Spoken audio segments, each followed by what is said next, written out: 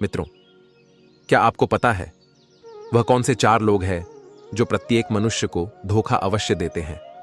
आपसे मीठी मीठी बातें करके आपको लास्ट में ऐसे धोखा देते हैं कि आप कहीं के नहीं रहते हैं। मित्रों, चलो मैं आप सभी को एक कथा के माध्यम से बताता हूं। मित्रों, एक बार की बात है जब भगवान विष्णु के सबसे बड़े भक्त देवर्षि नारद मुनि जब आकाश मार्ग में विचरण कर रहे थे, तब उन्होंने आकाश मार्ग से खड़े होकर देखा कि एक स्त्री को कुछ लोग कलंकित कर रहे हैं। तब उन्होंने इसके पीछे का रहस्य जानना चाहा। तब उन्हें कुछ पता नहीं चल पाया कि आखिर उस स्त्री के साथ सभी लोग ऐसा क्यों कर रहे हैं। तब देवर्षि नारद जी सीधा जा पहुंचे। पाप पुण्य के हिसाब से मनुष्य को दंड देने वाले देवता यमराज जी के पास वहां पर पहुंचकर उन्होंने यमराज जी को प्रणाम किया और यमराज जी से बोले, हे धर्मराज, आज मैं आपके पास एक प्रश्न के प्रयोजन से आया हूं। तब यमराज जी कहते हैं, हे देवर्षि नारद जी, कहिए आपका वह प्रश्न कौन सा है। मैं आपके प्रश्न का उत्तर देने में समर्थ हुआ तो आपको उसके बारे में अवश्य बताऊंगा। तब देवर्षि नारद जी कहते हैं, हे धर्मराज, आज मैं जब आकाश मार्ग में विचरण कर रहा था, तब मैंने देखा कि कुछ मनुष्य एक स्त्री को कलंकित कर रहे थे। तो मुझे आपसे बस यह जानना है कि किस कारण की वजह से वह मनुष्य उस स्त्री को कलंकित कर रहे थे। हे यमलोक के देवता, आपको तो सभी मनुष्य के पाप और पुण्य कर्मों के बारे में ज्ञात होता है, तो कृपया आप मुझे इस विधा से बाहर निकालने का प्रयास करें। मित्रों, अब यमराज जी कहते हैं कि हे देवर्षि नारद जी, उस स्त्री के साथ वास्तव में उस स्त्री के कर्मों की वजह से उसे समाज के समस्त मनुष्य कलंकित कर रहे थे। मैं आपको एक कहानी सुनाता हूं और उसमें आपको पता चल जाएगा कि वह कौन से 4 मनुष्य होते हैं जिनसे हमेशा दूर रहना चाहिए। नहीं, वह हमेशा ही धोखा देते हैं।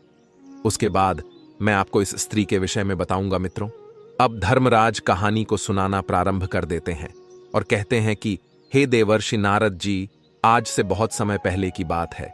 किसी गांव में एक रामू नाम का किसान रहता था। उस किसान के 4 पुत्र थे। चारों पुत्र रामू के साथ साथ धीरे धीरे बड़े हो रहे थे। रामू के 3 बेटे तो काफी बुद्धिमान थे, लेकिन उसका जो छोटा बेटा था वह कुछ कम बुद्धि का था। लेकिन उस सेठ के सबसे छोटे बेटे की एक विशेषता थी कि वह जितना कम बुद्धि वाला इंसान था, उतना ही उसका शरीर बलशाली और तंदुरुस्त था। एक दिन उस किसान रामू के दिमाग में एक विचार आया कि मेरे तीनों बेटे तो काफी बुद्धिमान हैं, वह अपना जीवन किसी ना किसी तरह से काट लेंगे, लेकिन मेरा छोटा पुत्र कम बुद्धि वाला है और मुझे इसी की सबसे ज्यादा मलाल है, क्योंकि ये अपनी जीविका कैसे चलाएगा, मुझे इसकी बड़ी चिंता हो रही है। उसने कुछ समय निकालकर फिर काफी सोच विचार किया। उस सोच विचार के बाद वह इस नतीजे पर पहुंचा कि क्यों ना मैं अपने सबसे छोटे पुत्र को पहलवानी सिखा दूं, और वैसे भी इसका शरीर देखने में पहलवानों जैसा है। अब क्या था, उसे जैसे ही यह ख्याल आया, तभी से उस किसान रामू ने अपने छोटे पुत्र को पहलवानी करवाना शुरू कर दिया। अब रामू के सबसे छोटे बेटे को बहुत अच्छी खुराकी मिलती थी। जैसे पहलवानों की खुराकी होती है, वही अब उसको मिलने लगी थी, जिसकी वजह से अब तो किसान का सबसे छोटा पुत्र बहुत जल्दी बड़ा ताकतवर बन गया। प्रतिदिन कसरत करता था, दौड़ लगाता था और पहलवानी के जो गुण थे उन्हें सीखता रहता था। वह हर दिन नए नए दांव पेंच सीखता था। इस प्रकार धीरे धीरे समय निकलता गया। किसान रामू ने अपने तीनों बड़े पुत्रों का विवाह कर दिया। जब किसान के पुत्रों का विवाह हो गया तो तीनों पुत्रों की जो स्त्रियां थीं, वह अब किसान के सबसे छोटे बेटे से जलने लगी थीं। वह सभी मन ही मन सोचने लगी थीं कि यह छोटा वाला हमारा देवर कुछ काम धाम तो करता नहीं है, बस पूरे दिन पहलवानी करता है और अच्छी अच्छी चीजें खाता रहता है, और हम और हमारे पति काम धंधे में लगे रहते हैं और यह बैठे बैठे मौज उड़ाता है। अब यही सोचकर उस किसान की तीनों बहुओं ने अलग होने के लिए विवाद खड़ा कर दिया। जब वह अलग होने की जिद करने लगी, तब किसान रामू ने मन में सोचा कि अब मुझे अपने छोटे पुत्र का भी विवाह कर देना चाहिए। यही सोचकर उस किसान ने एक बहुत ही सुंदर और विद्वान कन्या की तलाश की और उस कन्या के साथ अपने छोटे पुत्र का भी विवाह संपन्न करा दिया। मित्रों, अब यमराज जी कहते हैं कि हे देवर्षि नारद जी, उस पहलवान की पत्नी इतनी सुंदर थी, पूरे क्षेत्र में उसके समान और कोई भी स्त्री सुंदर नहीं थी, और सुंदर होने के साथ साथ ही वह बड़ी विद्वान थी। उस छोटे बेटे की पत्नी को 14 विद्याओं का शाश्वत ज्ञान था। अब जब चौथे पुत्र का विवाह उस किसान ने कर दिया तो विवाह होने के बाद चारों पुत्रों को किसान ने अलग अलग कर दिया, ताकि घर में किसी बात को लेकर विवाद ना हो। जब चारों बेटे अलग अलग हो गए, अब उस किसान के तीनों बेटे काफी बुद्धिमान थे, इसीलिए वे तीनों अच्छी तरह से कमाने खाने लगे। उन्हें हर काम पता था। वह तीनों खेती में भी खूब मेहनत करते थे, इसलिए उनका समय बहुत अच्छे से बीत रहा था। परंतु जो पहलवान था, उसका तो वही काम था, अच्छा अच्छा खाना पीना और प्रतिदिन पहलवानी करना। अब धीरे धीरे करके उसके ऊपर कंगाली आने लगी। उसकी पत्नी उससे दिन रात लड़ने लगी। पति एक दिन वह पत्नी अपने पति से कहने लगी कि तुम कोई काम नहीं करते हो, दिन भर खाली पड़े रहते हो, खाने को अच्छा अच्छा चाहिए, इस तरह से तो हमारा गुजारा कैसे चल पाएगा। अब दोनों पति पत्नी में विवाद होने लगा। अब छोटे बेटे की पत्नी जो थी वह काफी बुद्धिमान थी, वह काफी होशियार थी। एक दिन वह अपने पति से बोली कि तुम ऐसा करो, इस देश के राजा के पास जाओ और राजा के पास जाकर तुम राजा जी से कहना कि मुझे नौकरी दे दो। तब वह पहलवान कहने लगा कि यह तुम क्या कह रही हो, मैं तो कोई भी काम नहीं करना जानता हूं, किंतु मैं केवल कुश्ती लड़ सकता हूं और भोजन कर सकता हूं, और कोई काम तो मुझे आता ही नहीं है। तो राजा के यहां मुझे नौकरी कैसे मिल जाएगी? और एक समय के लिए चलो, मैंने मान लिया कि मुझे नौकरी मिल भी जाएगी, तो मैं वहां क्या काम करूंगा? मित्रों, अब यमराज जी कहते हैं कि हे देवर्षि नारद जी। तब वह पत्नी कहने लगी कि तुम इस बात की चिंता मत करो कि मैं कुछ जानता नहीं हूं, मैं जो कहती हूं वह तुम करो। मेरे कहे अनुसार तुम महाराज के पास जाओ और वहां पर जाकर तुम महाराज से कहो कि महाराज, मैं आपके यहां नौकरी करना चाहता हूं, और जब राजा जी तुम्हें नौकरी देने को तैयार हो जाए तो तुम उसके यहां लखटिया के पद पर नौकरी करने लगना। पत्नी की बात सुनकर पहलवान कहने लगा कि यह लखटिया क्या होता है। तब उसकी बुद्धिमान स्त्री उसे समझाने लगी कि देखो, राजा के यहां 1,00,000 टका रोज पाने वाला एक नौकर होता है, जो हर रोज 1,00,000 टका रोज वेतन पाता है। उसका काम यह होता है कि जो काम राजा से ना हो सके, उसकी सेना से ना हो सके, उसके किसी मंत्री से ना हो सके, तो उस काम को लखटिया को करना पड़ता है। तो वह पहलवान बोला कि मैं तो कुछ जानता भी नहीं हूं, फिर मैं उस काम को कैसे करूंगा? तब वह पत्नी बोली, देखो तुम चिंता मत करो, मैं आपके साथ हूं ना, आप तो बस चले जाओ वहां और महाराज से कहना कि मुझे लखटिया की नौकरी चाहिए। अब यमराज जी देवर्षि नारद जी से कहते हैं कि हे देवर्षि नारद जी। अब वह पहलवान अपनी पत्नी की बात सुनकर उदास मन से राजा के दरबार को चल देता है। जब वह राजा के दरबार में पहुंचता है तो महाराज ने देखा कि एक बड़ा बलवान पहलवानों जैसा शरीर वाला एक आदमी उसके दरबार में आया है। तब वह राजा समझ गए कि शायद यह व्यक्ति नौकरी की तलाश में आया है। अब महाराज ने उससे पूछा कि आप किस लिए आए हैं? तब वह कहने लगा कि महाराज, मुझे नौकरी चाहिए। तब राजा ने पूछा, अच्छा ठीक है, आप हमें बताओ कि आप क्या कर सकते हो? तब वह पहलवान कहता है, हे महाराज, जो काम आपसे नहीं होगा, जो काम आपकी सेना से नहीं होगा, जो काम आपके किसी मंत्री से नहीं होगा, वह काम मैं करूंगा, परंतु इसके बदले में मैं आपसे 1,00,000 टका रोज का वेतन लूंगा। तब वह राजा कहने लगा, तो अच्छा, मतलब तुम लखटिया की नौकरी करोगे? वह पहलवान कहने लगा, जी हां महाराज जी। अब उस राजा ने अपने मंत्रियों से कुछ देर विचार विमर्श किया और अपने मंत्रियों से कहा कि देखो तो जरा, क्या हमसे पहले कभी किसी राजा ने किसी को भी लखटिया की नौकरी पर रखा है या नहीं? अब तो राजा के मंत्री ने जब पहले दस्तावेजों में देखा तो उन्हें पता चला कि उस राजा के पिता ने ही एक लखटिया को रखा हुआ था। तब वह मंत्री कहने लगा, महाराज, आपके पिता ने भी एक पुरुष को लखटिया की नौकरी पर रखा हुआ था। जब उस राजा ने अपने मंत्री की बात सुनी तो अपने मंत्री की बात को सुनकर राजा ने कहा, तो ठीक है, हम भी अपने यहां एक लखटिया को नौकरी पर रखते हैं। यही सोचकर राजा ने उस पहलवान को लखटिया की नौकरी दे दी। अब उस पहलवान को बहुत खुशी हुई। अब वह लखटिया कहने लगा, तो ठीक है महाराज जी, आप मुझे रहने के लिए कोई अच्छा सा कमरा दे दीजिए। आज से जब भी कोई ऐसा काम पड़ेगा जो आपसे ना हो, आपकी सेना से ना हो, आपके किसी मंत्री से ना हो तो आप बस एक बार मुझे खबर भेजकर बुलवा लेना। तब उस राजा ने उस पहलवान को अपने राजमहल के एक शाही बाग में रहने की अनुमति दे दी। उस शाही बाग में एक बहुत सुंदर महल बना हुआ था। उस राजा ने कहा, हे लखटिया, तुम इस महल में आराम से रह सकते हो। जब मुझे तुम्हारी कोई आवश्यकता पड़ेगी तो मैं आपको अवश्य ही बता दूंगा। उसी दिन से वह पहलवान 1,00,000 टक्का वेतन रोज पाने लगा और उसे रहने के लिए उसे राजा की तरफ से एक महल भी मिल गया था। अब तो वह पहलवान बड़े ही आराम से उस राजसी महल में रहने लगा।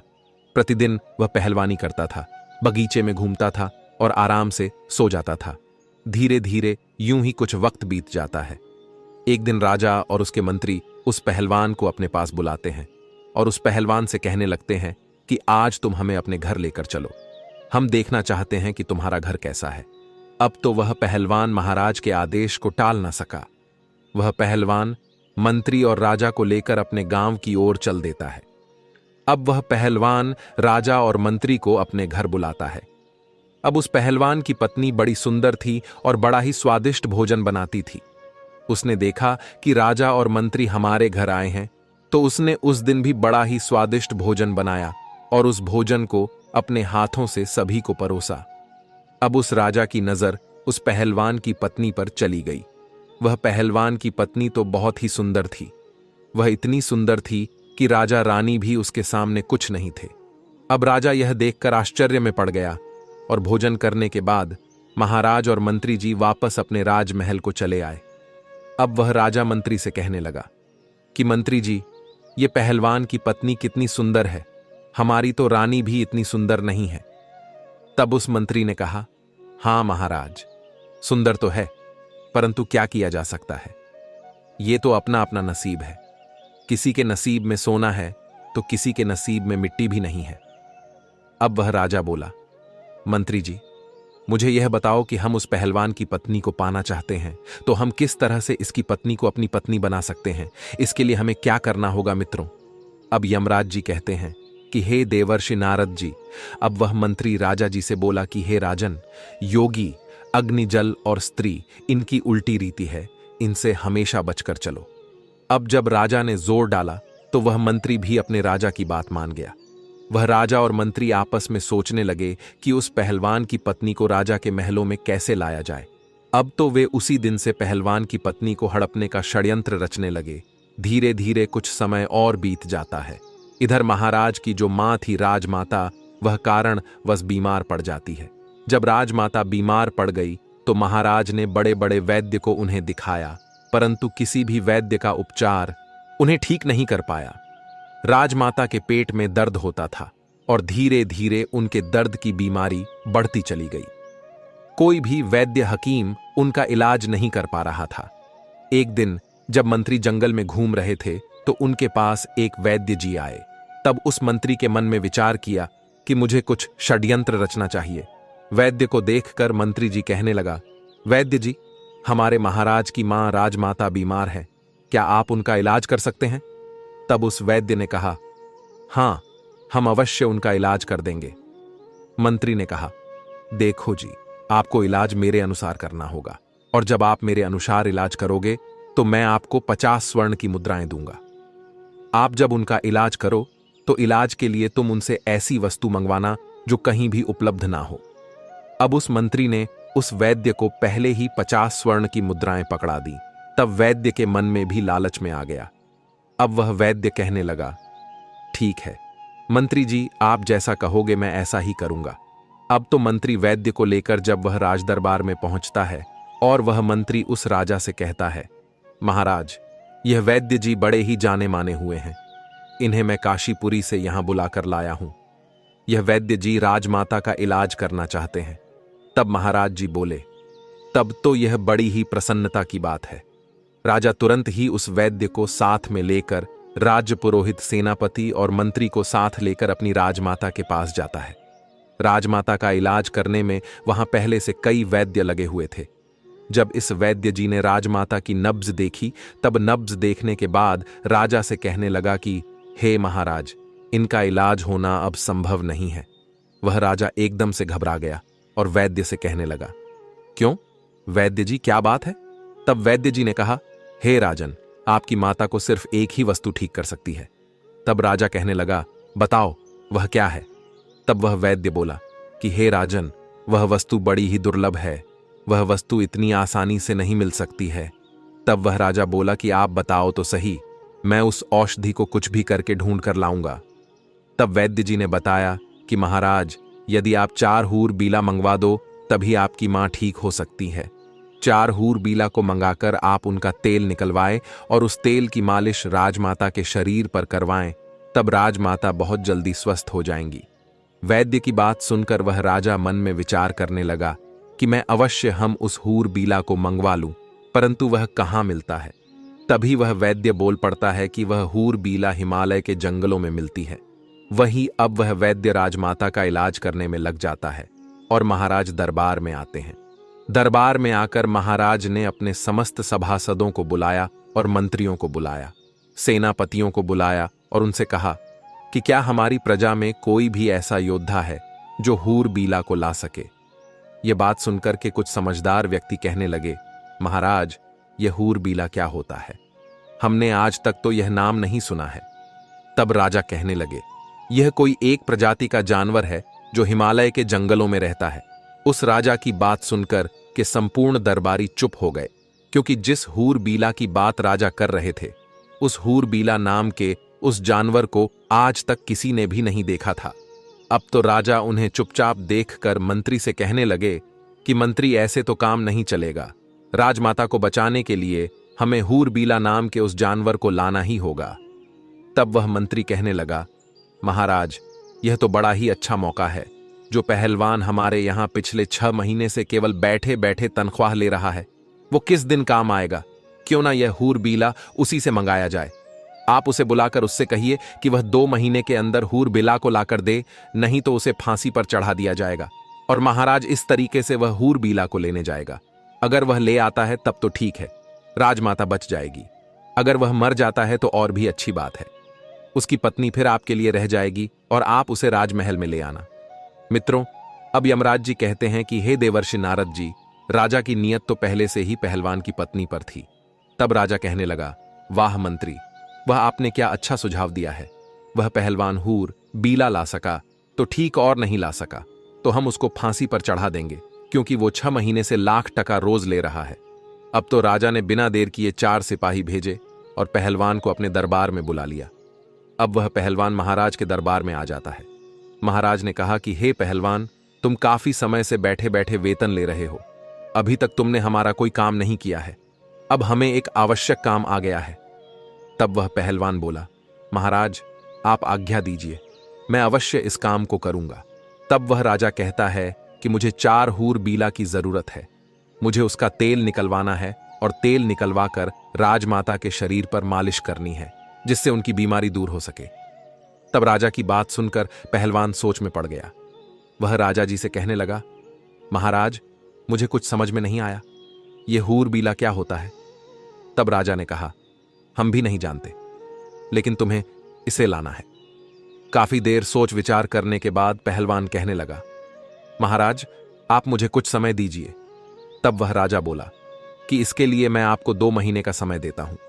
यदि आप 2 महीने में हूर बीला को नहीं ला पाए तो आपको फांसी पर चढ़ा दिया जाएगा। अब वह पहलवान महाराज की बात सुनकर घबरा जाता है और अपने बगीचे में आता है। मंद बुद्धि का तो वह था ही। वह मन में विचार करने लगा कि चलो देख लूंगा, अगर कहीं मिलेगा तो हमारे पास 2 महीने का समय है। इस प्रकार 4 दिन का समय तो वह वहीं पर ऐसे ही निकाल देता है। अब इधर राजा और मंत्री और सेनापति मन में विचार करने लगे कि लगता है वह अभी तक हूर बीला को लेने नहीं गया है। 4 दिन से आराम से बाग में सो रहा है। उससे कहिए कि जल्दी हूर बीला को लेकर आए, वरना हम उसे फांसी पर चढ़ा देंगे। अब मंत्री जी, वहां कोई नहीं जाएगा, मैं ही जाऊंगा। यह बात सुनकर के उस राजा का मंत्री कहने लगा, ठीक है, जाइए महाराज, आप खुद देख आइए कि वह अभी तक हूर बीला लाने क्यों नहीं गया है। ऐसा विचार करके राजा उस पहलवान के घर पर जाते हैं, परंतु उस पहलवान ने यह बात अपनी पत्नी को कभी नहीं बताई थी। पहलवान की पत्नी बड़ी विद्वान थी। उसने 100 हाथ गहरा कुआं अपने आंगन में खुदवा रखा था और कुएं के ऊपर उसने एक खाट बिछा रखी थी। उस चारपाई को उसने कच्चे सूत से बनवाया था। उसके ऊपर उसने एक बहुत सुंदर मखमली बिस्तर लगा दिया था। इधर जब राजा ने दरवाजा खटखटाया और आवाज लगाई तो पहलवान की पत्नी ने आकर दरवाजा खोला और द्वार पर राजा को देखकर वह पहलवान की बीबी कहने लगी कि महाराज, आप यहां मुझ गरीब के घर पर।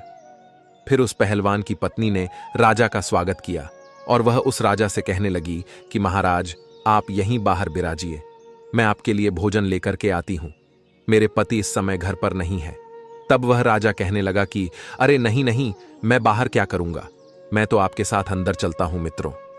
अब यमराज जी कहते हैं कि हे देवर्षि नारद जी, अब तो राजा पहलवान के बारे में उसकी पत्नी के कान भरने लगा।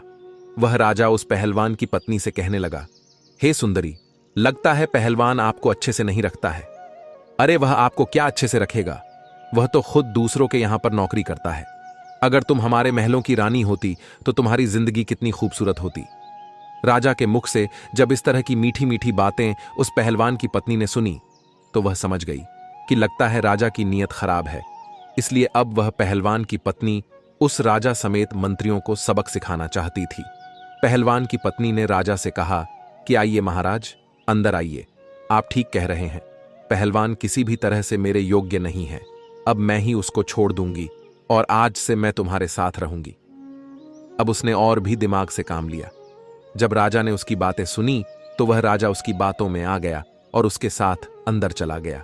उसके बाद में पहलवान की पत्नी ने क्या किया, जो उसने कच्चे सूत का पलंग बनाकर कुएं के ऊपर बिछा रखा था, उसके ऊपर मखमल की एक चादर बिछा दी। अब उस पहलवान की पत्नी ने राजा से कहा कि आप इस चारपाई पर बैठिए, मैं आपकी सेवा करती हूं। जैसे ही राजा उस चारपाई पर बैठता है तो कच्चे धागे से बना हुआ वह पलंग टूटकर उसी कुएं में गिर जाता है। राजा उस कुएं में जब गिर जाता है तब वह राजा सोचने लगता है कि यह क्या हुआ, अब तो मैं फंस गया। इधर महाराज नीचे गिर जाते हैं और उधर पहलवान बड़े आराम से समय पास कर रहा था। जब सुबह हुई तो पहलवान की पत्नी ने अपने जेठ के पुत्रों को बुलाया और उनसे कहा कि मैं आपको 2 स्वर्ण मुद्राएं दूंगी, इसमें एक व्यक्ति है, उसे बाहर निकालो। उसके पुत्रों ने उस राजा को बाहर निकाला और आदेश दिया कि इसको बांधकर इसके ऊपर 50 कोड़े लगाओ। अब उस पहलवान की पत्नी के आदेश पर राजा को 50 कोड़े लगाए गए और कहा कि इसको वापस इसी कुआं में डाल दो। उसके जेठ के पुत्रों ने वापस उसको कुएं में डाल दिया। पहलवान की पत्नी ने कहा कि 1 मटके में पानी और 2 रोटी इस कुएं में नीचे रख दो। रस्सी की सहायता से रोटी और पानी उन सभी पुत्रों ने भी कुएं में पहुंचा दिया। अब तो रोजाना राजा के साथ वैसा ही व्यवहार किया जाता था। उधर राजा भी मन में विचार करने लगा कि अब तो मैं बहुत बुरा फंस गया हूं। अब तो उसके भतीजे रोज उसको कुएं से निकालते और 50 कोड़े मारकर फिर से कुएं में डाल देते थे। राजा को अब ऐसे ही पिटते हुए 3 से 4 दिन हो गए। राजा जब अपने दरबार में नहीं पहुंचा तब सभी मंत्री विचार करने लगे कि महाराज को क्या हुआ। महाराज काफी दिन से पहलवान की पत्नी के पास गए थे, ना जाने वहां जाकर वह क्या कर रहे हैं, मुझे भी चलकर उन्हें देखना चाहिए। ऐसा विचार करके मंत्री भी चल देता है और जब काफी अंधेरा हो जाता है तो मंत्री उस पहलवान की पत्नी के महल के द्वार पर पहुंच जाता है। अब उस मंत्री ने आवाज लगाई तो पहलवान की पत्नी बाहर आती है। बाहर आकर देखा तो राजा के मंत्री उसके घर के सामने खड़े थे। तब वह मंत्री जी उस पहलवान की पत्नी से कहने लगा कि देखो, मैं राजा का मंत्री हूं और आपसे मिलने आया हूं। तब वह पहलवान की पत्नी बोली, आप यहां क्यों आए हैं? पहलवान की पत्नी के ऊपर मंत्री की भी नीयत खराब थी। तब वह मंत्री भी कहने लगा कि मैं इसलिए यहां आया हूं, देखो पहलवान तो अब मर ही जाएगा, वह जीवित नहीं रहेगा क्योंकि वह हिमालय के जंगलों में गया है और तुम कहां अकेली यहां रहोगी, इसलिए तुम मेरे साथ चलो, मैं आपको महाराज के महलों में लेकर के चलूंगा। पहलवान की पत्नी ने जब मंत्री की बात सुनी तो वह उसके दिमाग को भी समझ गई। उसने फिर से दिमाग से काम लिया और कहने लगी, आप मेरे साथ आइए। इस प्रकार पहलवान की पत्नी मंत्री को बुलाकर अंदर ले गई और उसी खाट पर जिस पर कच्चा सूत लगा हुआ था उस खाट पर मंत्री को बैठा दिया। मंत्री जैसे ही खाट पर बैठा तो वह भी कुएं के अंदर गिर पड़ा और राजा के ऊपर जाकर गिरा। तब वहां पर राजा ने जब उस मंत्री को देखा तो मंत्री को देखकर वह राजा कहने लगा कि मंत्री जी, तुम यहां कैसे? तब मंत्री ने कहा, महाराज आप यहां कैसे? तब राजा ने जवाब दिया, मैं पहलवान की पत्नी की खातिर खुशामद में हूं। अब तुम भी आ गए हो तो और भी अच्छा हुआ। इधर जब सुबह हुई तो पहलवान की पत्नी ने अपने जेठ के जो पुत्र थे उन्हें बुलवाया। उनका रोजाना का नियम बन गया था, वह उस जगह पर आए और राजा और मंत्री की खातेदारी करे। अब तो उन्होंने उस कुएं में एक रस्सी डाल दी थी और उन्होंने बोला, नंबर 1। तो राजा कहने लगा, मेरा नंबर आया है, पहले मैं ऊपर जाऊंगा। इस प्रकार वह राजा को रस्सी पकड़वाकर ऊपर चढ़ा लेते हैं और उसे खंबे से बांध देते हैं। फिर दूसरा रस्सा डाला, उसको बोला, नंबर 2। तो मंत्री भी ऊपर आ गया, उसको भी खंबे से बांध दिया गया। फिर उन दोनों के ऊपर 50-50 कोड़े लगाए, फिर से उसी कुएं में डाल दिया गया। अब पहलवान की पत्नी ने कहा कि इनको एक मटका पानी और 4 रोटी नीचे पहुंचा दो। रस्सी की सहायता से अब उनको रोटी और पानी कुएं में नीचे पहुंचा दिया गया। अब तो राजा और मंत्री के ऊपर प्रतिदिन 50-50 कोड़े बरसाने लगे। उनको रोजाना कोड़ों की मार पड़ने लगी। राजा और मंत्री दोनों के शरीर से चमड़ी उतर गई थी। इसी तरह से 10 दिन निकल जाते हैं। इधर राजा के सेनापति ने विचार किया कि राजा को ढूंढने के लिए मंत्री गया था, वह भी लौटकर अभी तक नहीं आया। मुझे भी चलकर देखना चाहिए कि उनके साथ आखिर क्या हुआ है, कहीं वह पहलवान की पत्नी के पास ही तो नहीं रुक गया। यह विचार करके सेनापति भी चल देता है। सेनापति जब शाम होने पर वह सेनापति पहलवान के घर जाता है तो इधर पहलवान की पत्नी ने आकर दरवाजा खोला। बाहर देखा तो सेनापति खड़ा था। तब पहलवान की पत्नी पूछने लगी कि आप कौन हैं? तब सेनापति कहने लगा कि हम महाराज के सेनापति हैं और मैं तुम्हारे साथ आज की रात्रि बिताना चाहता हूं। अब पहलवान की पत्नी बहुत सुंदर थी, जो एक बार उसे देख लेता था तो उस पर मोहित हो जाता था। सेनापति भी पहलवान की पत्नी पर मोहित हो गया। सेनापति की मंशा को वह पहलवान की पत्नी अच्छी तरह से समझ चुकी थी कि यह षड्यंत्रकारी है और मेरे पास आया है। तब पहलवान की पत्नी कहने लगी, हाँ हाँ आइए ना, आपका भी मेरे घर में स्वागत है। सेनापति भी उसकी बातों में फंस गया। सेनापति ने सोचा कि अब तो यह मेरी पत्नी होकर रहेगी, लेकिन पहलवान की पत्नी बड़ी विद्वान थी। उसने सेनापति को भी उसी खाट पर बैठने को कहा और जैसे ही वह कच्चे सूत की खाट पर बैठा तो वह भी नीचे कुएं में गिर गया। उसमें राजा और मंत्री तो पहले से ही पड़े हुए थे। जब राजा और मंत्री ने सेनापति को देखा तो वह सेनापति से कहने लगे, सेनापति तुम यहां? तब वह सेनापति बोला, जी महाराज, अरे आप भी इसी में हैं, मैं आपको ही तो ढूंढने आया था। तब राजा बोला, अच्छा है, तुमने ढूंढ लिया हमें, अब सुबह देखना क्या होता है। सेनापति बोला, क्या होगा? मंत्री बोले, सुबह देखना, अभी चुपचाप सो जाओ। जब सुबह हुई तो पहलवान की पत्नी ने अपने जेठ के पुत्रों को बुलाया। वह सब लोग आए और उन्होंने आकर रस्सा नंबर 1 डाल दिया। उसे पकड़कर राजा ऊपर आ गया। राजा को रोज की तरह खंभे से बांध दिया गया। फिर दूसरा रस्सा डाला, मंत्री भी उसे पकड़कर ऊपर आ गया। इसी तरह से तीसरा रस्सा भी डालकर सेनापति को भी ऊपर निकाल दिया। इस प्रकार से पहलवान की पत्नी ने आदेश किया कि कैदी नंबर 1 को 222 कोड़े लगाए जाए, कैदी नंबर 2 को 200 कोड़े मारे जाएं और कैदी नंबर 3 को 400 कोड़े मारे जाएं। पहलवान की पत्नी की बात सुनकर उन सभी पुत्रों ने कोड़े मारने शुरू कर दिए। कोड़ों की मार पड़ने से उनकी चमड़ी निकल आई। कोड़े मारने के बाद रस्सियों के सहारे उन्हें उसी कुएं में फिर लटका दिया गया। उसके बाद उन्हें पीने के लिए मटके का पानी और 6 रोटी उसमें डाल दी गई। धीरे धीरे समय निकलता गया। राजा, मंत्री और सेनापति तीनों को प्रतिदिन मार पड़ती थी। उनकी पीठ पर रोज कोड़े बरसते थे। अब तो वह बड़े परेशान होने लगे। कहां वह पहलवान की पत्नी को लेने आए थे और कहां उल्टे उनकी ही जान के लाले पड़ गए। अब एक दिन जो राज के कोतवाल थे, उन्होंने मन में विचार किया कि चलिए मैं भी चलकर देखता हूं कि महाराज और मंत्री और सेनापति जी अभी तक क्यों नहीं आए। जो भी पहलवान की पत्नी के पास जाता है वह लौट कर क्यों नहीं आता है, ना जाने क्या कर रहे हैं वे लोग। मैं चलकर देखता हूं, यह विचार करके कोतवाल भी चल देता है। कोतवाल ने मन में विचार किया कि मैं चलकर देखता हूं कि महाराज, सेनापति और मंत्री तीनों पहलवान की पत्नी के पास रुककर क्या कर रहे हैं, ऐसा क्या है। वहां ऐसा विचार करके कोतवाल अंधेरे में पहलवान के घर जाते हैं और उसने दरवाजा खटखटाया और आवाज लगाई तो पहलवान की पत्नी समझ गई। लगता है कोई राजा के यहां से कोई आया है। उसने दरवाजा खोला तो देखा द्वार पर कोतवाल खड़ा है। यह देखकर पहलवान की पत्नी कहने लगी कि तुम कौन हो। तब उस कोतवाल ने उससे बताया कि हम कोतवाल हैं, हम राजा के यहां से आए हैं। कोतवाल ने जब पहलवान की पत्नी को देखा तो वह भी उसकी सुंदरता पर लट्टू हो गया और वह भी उसी के घर पर रात भर के लिए रुकना चाहता था। पहलवान की पत्नी बोली कि आपका स्वागत है। उसी रात कोतवाल को भी ले जाकर उसी कच्चे सूत के पलंग पर बैठा दिया और जैसे ही कोतवाल चारपाई पर बैठा तब वह भी एकदम से नीचे कुएं में गिर गया। राजा मंत्री सेनापति पहले से ही उसमें नीचे थे। जब राजा ने देखा कि कोतवाल भी कुएं में गिर गए हैं तो यह देखकर राजा कहने लगा, कोतवाल जी आप भी यहां आ गए। कोतवाल ने पूछा, राजा साहब आप यहां क्या कर रहे हैं? राजा ने कहा, सुबह देखना यहां क्या होता है। कोतवाल कहने लगा, महाराज क्या होगा? राजा ने कहा, सुबह देखना, अब आप आराम से रात्रि में विश्राम करो। इधर सुबह हुई तो उस पहलवान की पत्नी ने अपने जेठ के पुत्रों को बुलाया और 4 रस्सी उस कुएं में डलवाई। एक एक करके राजा, सेनापति, मंत्री सभी को बाहर निकाला और फिर सभी को 50-50 कोड़े मारे गए।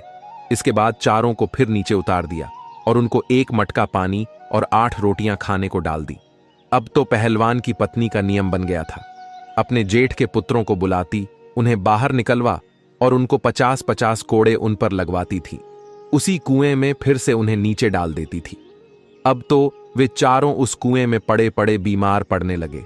अब तो राजा भी अपने मन में विचार करने लगा कि यहां से कैसे छुटकारा पाया जाए। अब वे मन ही मन बहुत दुखी हो रहे थे। इधर पहलवान मन में विचार करने लगा कि अब मैं हूर बीला को कहां से लाऊं?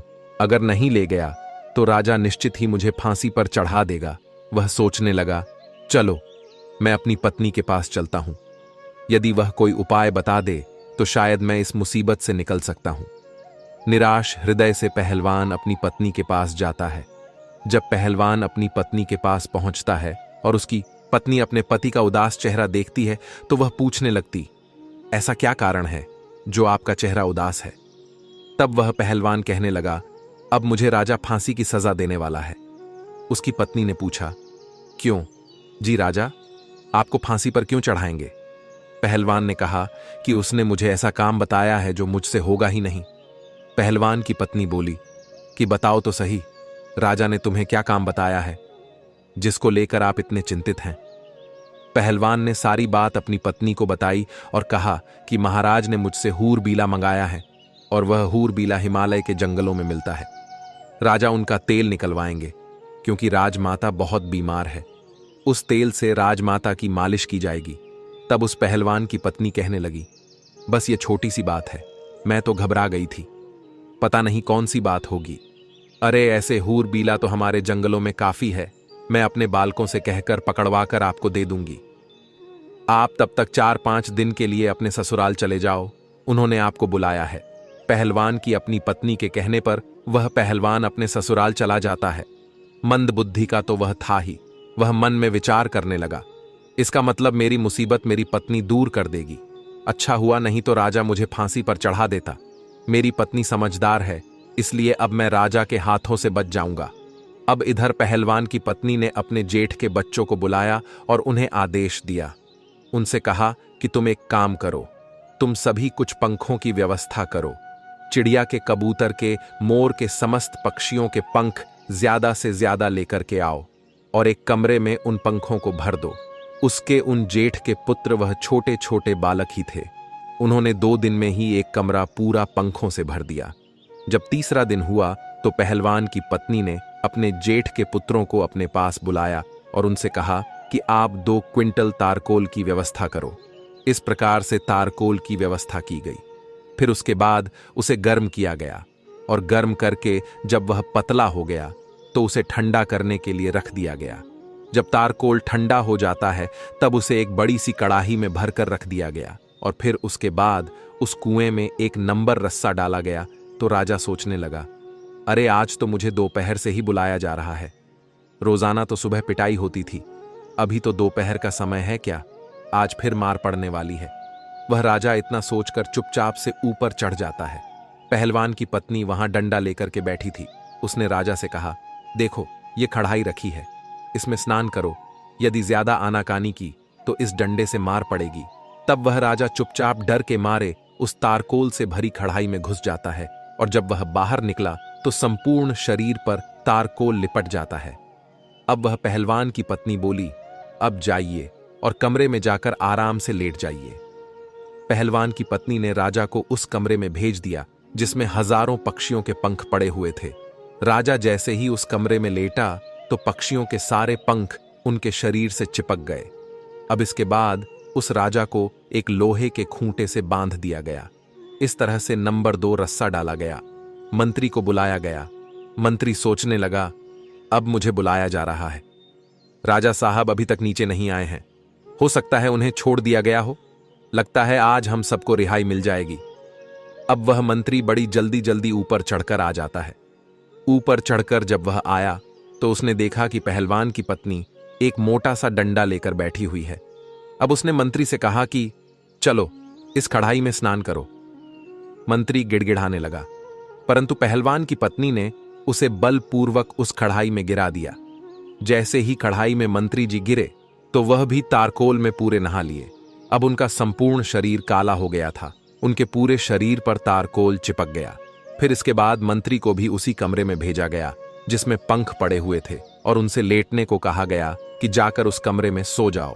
जैसे ही मंत्री उस कमरे में जाकर लेटा तो उसके भी पूरे शरीर पर वही पक्षियों के पंख चिपक जाते हैं। मुंह पर, कान पर कहीं भी कुछ दिखाई नहीं देता है। इसके बाद उन्हें भी एक दूसरे खूंटे से बांध दिया।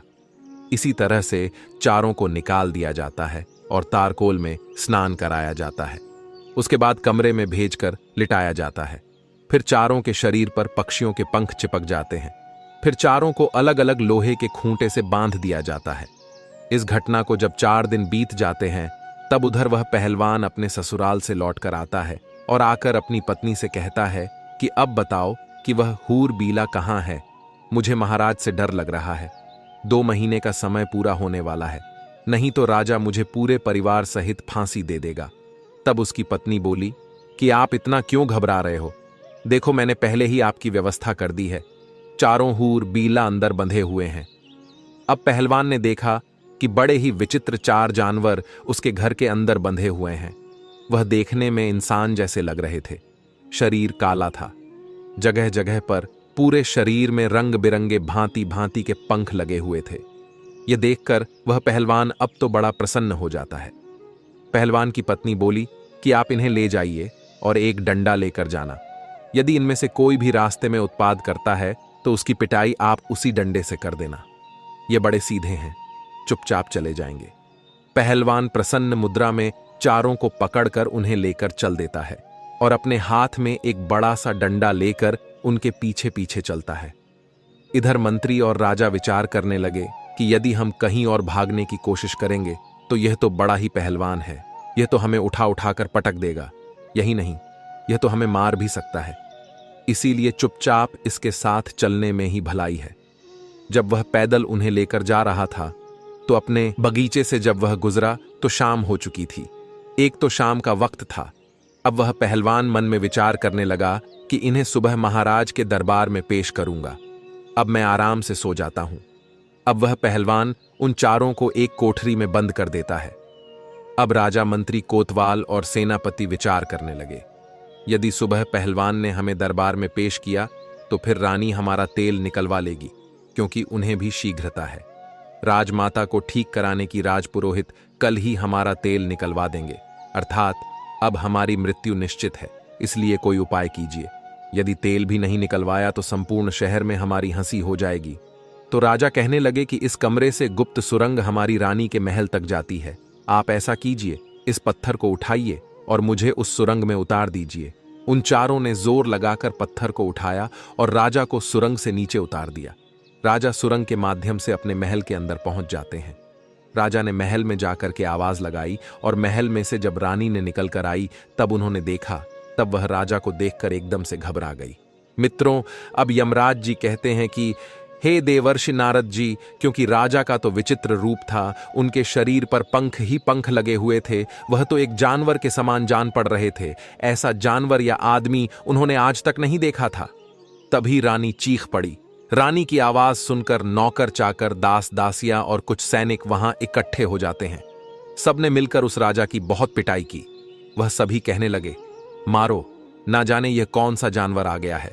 अब वह राजा चिल्ला चिल्ला कर कह रहा था कि मुझे मत मारो, मैं राजा हूं। लेकिन वहां राजा की कोई नहीं सुन रहा था, सभी तो पीटने में व्यस्त थे। अब सबने उस राजा की आवाज सुनी तो वह रानी पहचान लेती है कि यह तो उसके पति हैं। तब रानी ने पूछा, यदि आप राजा हैं तो फिर यह आपको क्या हुआ है? यह आपने क्या हुलिया बना रखा है? तब वह राजा बोला, पहले शांत हो जाओ और चुपचाप मुझे कमरे में ले चलो और थोड़े से मिट्टी के तेल की व्यवस्था करो। मुझे जल्दी जल्दी उस मिट्टी के तेल में स्नान कराओ। रानी ने अपने नौकर से कहकर मिट्टी का तेल मंगवाया और राजा को उस मिट्टी के तेल में स्नान कराया, जिससे राजा के शरीर का जो तारकोल था वह छूट गया। और फिर राजा को स्नान कराया गया तो राजा का पूरा शरीर लाल पड़ गया था। उसके जब पूरे शरीर पर कोड़े की चोट के निशान बने हुए थे, अब तो राजा रात्रि को आराम से अपने महल में सो जाता है और सुबह कपड़े पहनकर अपने दरबार में जाकर बैठ जाता है। इधर जब सवेरा होता है तो उधर वह पहलवान जागता है और उसने जाग करके वह कमरा खोला तो उसने देखा कि उसमें से एक गायब था। 3 ही हूर बीला बचे थे। अब तो वो डंडा लेकर उन तीनों को मारने लगा और उनसे पूछने लगा कि बताओ, एक कहां है? तब वह तीनों कहने लगे, देखो भाई, हमें मारो मत, हम आपको सब कुछ बता देंगे। पहलवान कहने लगा, नहीं नहीं, हमें जल्दी बताओ। अगर राजा पूछेगा कि चौथा कहां है तो वह हमें फांसी लगा देगा। वह तीनों कहने लगे, देखो, जब राजा तुमसे यह कहे कि चौथा कहां है तो तुम यह कह देना कि हमें सब पता है, हम तुम्हारी पोल खोल देंगे। तब राजा समझ जाएगा और वह तुमसे कुछ नहीं कहेगा। मित्रों, अब यमराज जी कहते हैं कि हे देवर्षि नारद जी। यह सुनकर पहलवान प्रसन्न होता हुआ उनको लेकर राजा के दरबार में उपस्थित हो जाता है। जब वह पहलवान उनको लेकर राजमहल में पहुंचता है तो उसे देखकर संपूर्ण दरबारी अचंभित हो जाते हैं। अब पूरा दरबार हंसने लगा। वह यह सोचने लगा कि यह तो बड़े विचित्र जानवर हैं, ऐसे जानवर तो हमने पहले कभी नहीं देखे। अब उस पहलवान ने राजा को उन तीनों हूर बीला को सौंप दिया। तीनों को देखकर राजा कहने लगा, अरे पहलवान, मैंने तो तुझसे 4 हूर बीला मांगे थे, यह तो 3 है, एक कहां है? मैं तुम्हें अभी फांसी पर चढ़ा दूंगा। तब वह पहलवान कहने लगा, महाराज, ज्यादा बोलोगे तो मैं तुम्हारी सारी पोल खोल दूंगा और मैं सबको बता दूंगा। अब उस पहलवान की यह बात सुनकर राजा समझ जाता है, लगता है इसको सब पता है। अगर इसने मेरी पोल खोल दी तो मैं मुंह दिखाने के लायक नहीं रहूंगा। अब उस राजा ने चुपचाप उन तीनों को लिया और चुपके से उन्हें उनके घर भेज दिया और कहा कि जल्दी जल्दी स्नान करके साफ स्वच्छ हो जाओ। वे तीनों अपने अपने घर गए और मिट्टी के तेल में स्नान करके साफ हो गए। उसके बाद राजसी वस्त्र पहनकर अपने रूप में वे सब आते हैं और आपस में विचार करने लगे, भाई, अगर हम पहलवान की पत्नी को पाने की इच्छा न करते तो शायद हमारे साथ ऐसा नहीं हुआ होता। अब यह बात हम किसी को नहीं बता सकते। अगर पहलवान और उसकी पत्नी से बदला लेते हैं तो भी यह बात पहलवान की पत्नी रानी को और पूरे नगर में फैला देगी। इसलिए इस रहस्य को गुप्त ही रखना ठीक है। इस प्रकार उन्होंने पहलवान को कुछ नहीं कहा और पहलवान आनंद से राजा के यहां नौकरी करता रहा और खुशी के साथ अपना जीवन यापन करता रहा। अब यमराज जी कहते हैं, हे देवर्षि नारद जी, मेरा आपको इस कहानी को सुना के आपको एक उद्देश्य देना था कि दूसरे की स्त्री और दूसरे के धन के पीछे मत भागो। अगर भागोगे तो इसी तरह कायरों की भांति घुट घुट कर जीना पड़ेगा। वो कहते हैं ना कि यह 4 लोग हमेशा दूसरे की स्त्री एवं धन को देखकर नीयत खराब करते हैं, इसलिए ऐसे मनुष्य को कभी अपने घर नहीं बुलाकर लाना चाहिए। अब यमराज जी कहते हैं, हे देवर्षि नारद जी, अब मैं तुमको बताता हूं वह 4 लोग कौन से हैं जिन्हें घर पर कभी नहीं बुलाना चाहिए। नंबर 1, जो पुरुष कामी और लालची हो, जिन्होंने कभी धर्मशास्त्रों को ना पढ़ा हो और ना सुना हो, उसे कभी अपने घर पर नहीं बुलाना चाहिए। ऐसे मनुष्य आपकी स्त्री के मन को बहका देते हैं। दूसरा, जिन्होंने कभी किसी को अपना आदर्श नहीं माना, जो धर्म से अनभिज्ञ हो, तो ऐसे मनुष्य को भी अपने घर पर नहीं लाना चाहिए। तीसरा, जिनका मन चंचल है, ऐसे आदमी को भी अपने घर पर बुला के नहीं लाना चाहिए। चौथा, जिन्हें ईश्वर का भय नहीं होता, जो पशु वृत्ति के होते हैं, ऐसे लोग हमेशा दूसरे की स्त्री और दूसरे के धन को देखकर अपनी नीयत खराब करते हैं। इसलिए दूसरे की स्त्री और दूसरे के धन के पीछे नहीं भागना चाहिए। इसी कारण से मनुष्य व्यर्थ की मुसीबत में पड़ जाता है। अब देवर्षि नारद जी कहते हैं, हे यमराज जी, मैं आपके द्वारा बताई गई बातों को समझ गया हूं, परंतु मुझे अभी यह समझ नहीं आया है कि जिस स्त्री की निंदा कुछ पुरुष कर रहे थे, तो वह क्यों उस स्त्री की निंदा कर रहे थे। तब यमराज जी कहते हैं, हे देवर्षि नारद जी, प्रत्येक मनुष्य को उसके कर्मों का फल मिलता है। आपने जिस स्त्री को देखा था, वह वही पहलवान की स्त्री थी जिसने राजा और उसके साथियों पर अत्याचार किया था। वही उस रानी के साथ हो रहा था। इसी वजह से जो पास में मनुष्य खड़े हुए थे, वह वही राजा और उसके साथी थे जो उस पहलवान की स्त्री के पिछले जन्म के दंड दे रहे थे। अब देवर्षि नारद जी कहते हैं, हे यमराज जी, आप सच में न्याय की मूर्ति हो। अब आपके द्वारा सुनाई गई कथा को मैं भली भांति समझ चुका हूं। आपका मुझे इस कथा का श्रवण कराने के लिए धन्यवाद मित्रों। इसीलिए कहते हैं कि पराई स्त्री पराया धन, इन चीजों को देखकर कभी भी लालच नहीं करना चाहिए, अन्यथा मनुष्य बहुत ही बड़ा फंसता है।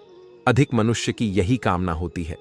वह दूसरों का धन, दूसरों की स्त्री को देखकर हमेशा जलते रहते हैं, और यही चल के भविष्य में उनके लिए एक घटना का रूप ले लेता है। इसीलिए किसी को भी दूसरों का धन या फिर स्त्री देखकर उसके मुंह में नहीं पड़ना चाहिए। मित्रों, आपको हमारे द्वारा सुनाई गई यह कहानी कैसी लगी, हमें कमेंट करके अवश्य बताना, और आपको इस कहानी से जो सीख मिली हो वह भी हमें कमेंट करके अवश्य बताना। साथ ही जो लोग हमारे चैनल पर नए हैं, वह सभी हमारे चैनल को भी सब्सक्राइब कर सकते हैं। बाकी मित्रों, वीडियो को यहां तक देखने के लिए आप सभी लोगों का दिल से धन्यवाद।